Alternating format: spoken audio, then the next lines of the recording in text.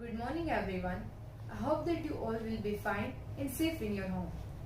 So, today we will be learning Read 1 of Unit 4, The Adjustment. But before moving on to the chapter, let's take an overview. સો આ જે story છે એ ગુલઝાર સાહેબ દ્વારા લખવામાં આવી છે અને એમના હાફ અ રૂપી નામના વાર્તા સંગ્રહમાંથી લેવામાં આવેલી છે. આ સ્ટોરી એક ઓલ્ડ કપલ વિશે છે કે જેમની એકમાત્ર દીકરી હોય છે અને એ દીકરીનો પતિ જ્યારે ઘરે બીજી પત્નીને લઈને આવે છે ત્યારે તે અને તેના બે દીકરા તેમના માતા પિતાના ઘરે પાછા રહેવા હાલ્યા જાય છે. હવે આ જે ઓલ્ડ કપલ હોય છે એકદમ આમ મસ્તીથી પોતાનું જીવન વિતાવતા હોય છે. ક્યારેક એ લોકો ઝઘડા પણ કરે, ક્યારેક એ લોકો કેટલા દિવસ સુધી એકબીજા સાથે બોલે પણ નહીં, કે જ્યારે એકદમ આમ ન્યૂ મેરિડ કપલ હોય એવી રીતે. પણ એ ઓલ્ડ કપલમાં એક દિવસ જે ઓલ્ડ લેડી હોય છે એનું મૃત્યુ થાય છે ને પછી એ જે એના હસબન્ડ છે એટલે કે એ લોકોના નાના એને બહુ જ એકલું લાગ્યા કરે છે. એના ઘરમાં એની દીકરી અને એના બી દીકરા પણ હોય છે છતાં પણ એને એકલું લાગે છે. ધીમે ધીમે તેમના વર્તનમાં કંઈક ફેરફાર આવે છે કે જાણે નાની વસ્તુઓથી વાત કરે છે અને પોતે જ નાની હોય એવી રીતે એક્ટ કરે છે. તો જ્યારે તેમની ફેમિલીના વાત આવે છે ધ્યાનમાં ત્યારે એ લોકો એક સાયકિયાટ્રિસ્ટને બોલાવે છે જેનું નામ છે ડૉક્ટર કામલે. આ સાયકિયાટ્રિસ્ટ એના નાના સાથે વાત કરે છે અને એને સાંભળે છે અને પછી એ એવા તારણ પર આવે છે કે એમને એક ડિસોસિએટિવ પર્સનાલિટી ડિસઓર્ડર કરીને માનસિક બીમારી હતી કે જેનામાં વ્યક્તિ કોઈનું મૃત્યુ સ્વીકારી ન શકે. તેમને એમ લાગે જ નહીં કે એ વ્યક્તિ મરી ગઈ છે અને પછી તે ડબલ લાઈફ જીવે કે ક્યારેક તે મૃત વ્યક્તિ જેમ એક્ટ કરે, ક્યારેક પોતાની જેમ એક્ટ કરે એવી રીતે. અને સાથે તે જણાવે છે કે એ નાનાની ઉંમરમાં આની રિકવરી લગભગ ઇમ્પોસિબલ હતી અને એક સલાહ એમની ફેમિલીને એક સલાહ આપે છે કે ખરેખર હવે તમને ફરક ના પડવો જોઈએ કે એ નાનીની જેમ એક્ટ કરે કે પોતાની જેમ એક્ટ કરે.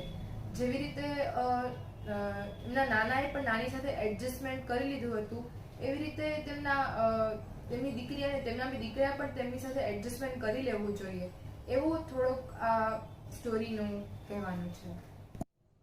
So let's start the chapter and don't forget to underline those words that are new for you and that you are having trouble remembering. So let's start. It was a mistake not to take Nana, our grandfather, to the funeral of our grandmother, our Nani. Go take her away. Whisper into her ears that I too am on the way, not far behind. Tell her I will see her in the beyond. When their grandmother dies, their grandfather Nana says that take her away, but tell her that I'm on the way too and I will be joining her after the death because I am old and I'm going to die soon. So we will be meeting each other after death. Here we can see the phrase in the beyond, that means after death. With heavy hearts, we hoisted Nani's bier. Bier means Nanami, over our shoulders. I turned to look just once and found Nana stepping away from the balcony into the room, pulling the door shut after him. And they were sad, with heavy hearts means with extreme sadness. Of course they were sad because their grandmother had just died. He must have been what? About 85, and yet he would find something to grumble. Grumble means to complain at everything Nani did. He would keep quibbling with her. Quibbling means to argue over with her as if they were two people who had just married in the first flush of love and were still discovering each other. At times, a petty quarrel would push them into a long silence. Petty means insignificant, tuch. They would stop talking to each other for days together. When we would try to intervene means interfere, all Nana would quip, "It happens, son, it happens. It takes time to adjust to each other." Quib means sarcasm, kataksh.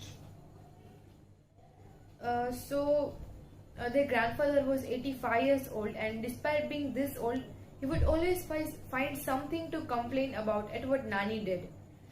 They were old couple and yet they would fight like a newlywed couple, and sometimes they would even get into a fight where they would end up not talking to each other for days.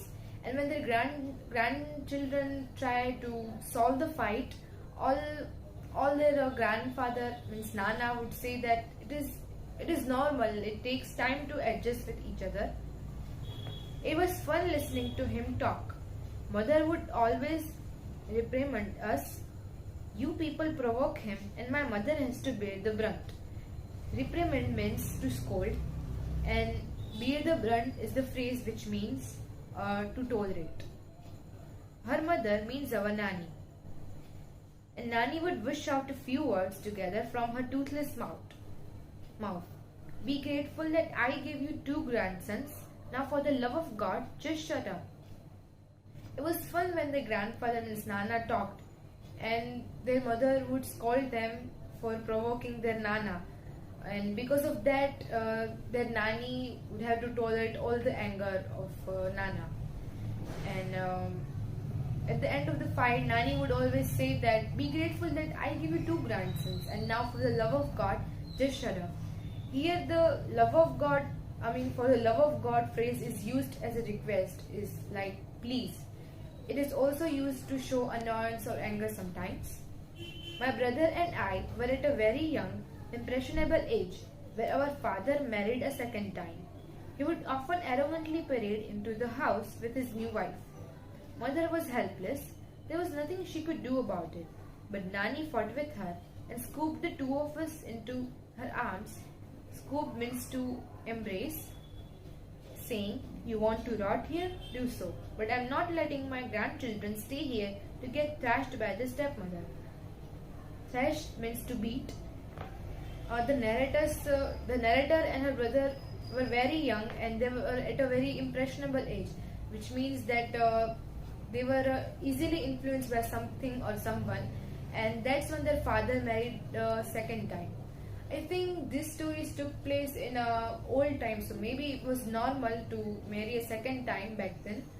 So when their father brought home a new wife, their mother was helpless, but their Nani fought with her, and they went to live with their grandparents. If anyone got away with Nana, it was Nani. She would tell it to his face. You will regret it the day I die. You don't speak with the mother of these 2 children. They are also not going to talk to you. You will sit all by yourself in the balcony and bathe in the sun and your own loneliness. Well, Nani was the only one who got her way with the Nana, and to got one's way means making others do as one wish, like Vat Manavi. So she would tell right to his face that because you're not talking to their daughter, their children will also not talk to you, and when I'll die, you will be left alone. You will feel so lonely. Nana would say, barely audibly, I am older than you. You just wait and watch who's going to go first, you or I. She would simply say, yes, you will see. Just watch. And then Nana would say that he was older and he was going to die first. And then they would get into this conversation where they would talk about that who is going to go first and all that. And Nani really did live before him. Nana became all the more irritable now as if he had lost a wager. Irritable means chidchidiyu and wager means bet, sharat. For a few days, he took out his anger on his food.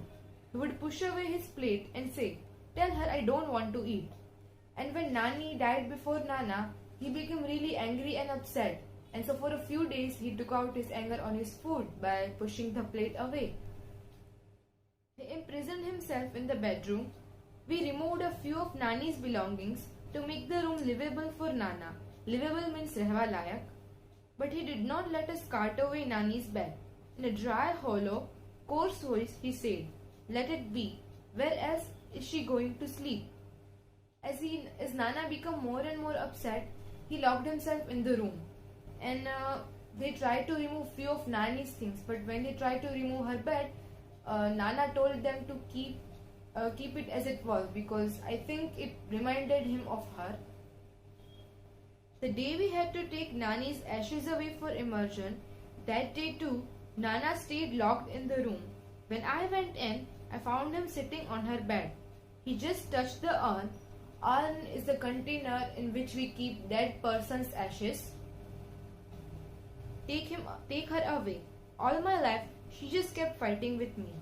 and the day they had to take Nani's ashes away for immersion. Immersion means to release something in water. So the day they had to take Nani's ashes away for immersion, that day too, Nana stayed shut in the room. And when the narrator walked in, he found him sitting on her bed. And then he said that go take her away, and all my life she kept fighting with me. So I think it shows that Nana was really angry and upset at the same time because she was gone and she left him alone. The shift was gradual. I did not pay much heed to it the first day. To much heed means attention. But later it became more evident. Another day I caught him taking Nani's cough syrup. He was measuring it by the capful exactly the way Nani used to. I asked him, "What's that you are doing?" "What am I supposed to do then? This damn cough just doesn't let up." Exactly the same turn of phrase that Nani would have used. He paused, threw me a look and said, "When this bottle gets over, get me a new one." I was little taken aback. Taken aback means to be shocked. I had never heard him coughing. So at first the narrator thought that this was normal because he was feeling lonely and he didn't pay much attention to it. But later it became obvious that something unusual was going on. So one day the narrator found Nana taking Nani's cough syrup exactly the way Nani used to take. And even he used the same phrase as Nani. So she was little worried because she had never heard him coughing, and for the person who has a never problem of coughing is taking cough syrup is strange. So this was a little shock to her. But this was nothing compared to the shock he gave me a few days later. I told him, "Nana, let's go to a salon. You need a haircut." I insisted. "If you don't want to go, then I will call a barber home." He did not even bother to look at me this time. He began to shake his head. No, he will kill me. He does not like my hair cut short. He will never approve." His intonation was nasal. Intonation means rise and fall in a way of talking. It's like Bolwani Reet. Exactly like Nani's. It seemed as if it was Nani who was speaking. I moved back a little worried. I had a friend, Dr. K.D. Kamble, a psychiatrist. I called him over. So few days later, there came a little bit more of a shock to the narrator. One day narrator told Nana that he needed a haircut, but suddenly Nana said that no, he will kill me, he doesn't like my haircut short and he will never approve and things like that. So she was little worried. So she called a psychiatrist, Dr. K.D. Kamble. And I think in this part of the chapter, author wants to state that this character of Nana is developing some sign of mental disorder because he's acting strange. He talked to Nana at length for hours. Most of the time, Nana kept quiet. He did not answer most of Dr. Kamble's questions. But when he did, he spoke like Nana normally did, and in his own voice. Something else became evident too. To one of the numerous questions that Dr. Kamble asked him, he said, "This only she can answer. I will ask her when she comes." Dr. Kamble shot back. "Where has she gone?" The ends of his lips curled up a little in a smile. "Oh, she doesn't really ever tell me her whereabouts." So the psychiatrist came and he talked to Nana and he listened to him. He even asked many questions and most of which Nana did not answer. But when he did, he talked like normally Nana. But he answered one question which shows that something was wrong with him, which was this only she can answer. I will ask her when she comes, and oh, she doesn't really ever tell me her whereabouts. When Nana left, Dr. Kamble said, "He does not perceive your Nani as dead. He has begun to live a double life. In fact, there is more of her and less of him. He has begun to think of himself as Nani. Whatever happens, it happens to her. She is the one who needs to be fed. She is the one who feels thirsty. She is the one who feels the pain. And it is she who takes medicines. He only swallows the pills on her behalf." It drove the good doctor back to his home.